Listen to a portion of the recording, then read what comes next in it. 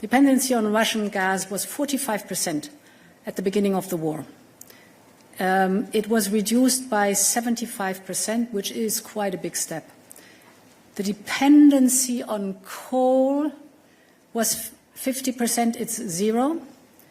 And I think oil also was around 50%. Now, the figure I know for sure, it's 3%.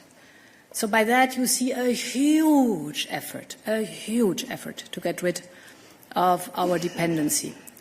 If I look at the overall situation of Russia, it's a mixed picture. The sanctions are biting and having a very detrimental effect on the Russian economy. You see that they have skyrocketing interest rates and inflation is soaring.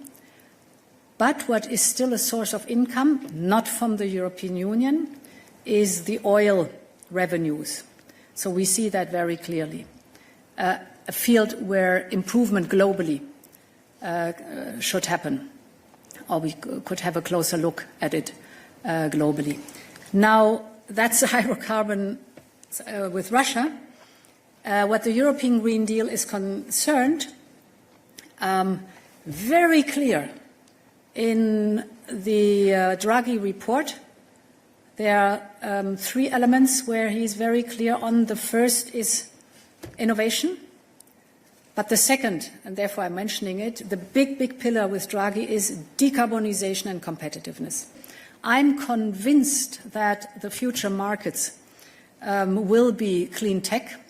And I mean, we've discussed often, for example, why is China investing so massively in electric vehicles? Because they know that the future of mobility will be autonomous, electric and software driven. Why are the Gulf countries investing so heavily in green hydrogen? They tell me they sit on oil and gas and dominate today the energy sector. They also want to dominate the energy sector of tomorrow. This is why they are investing in green hydrogen, because they know these are going to be the markets of tomorrow. So this is not only a question, it's also a question of fighting climate change.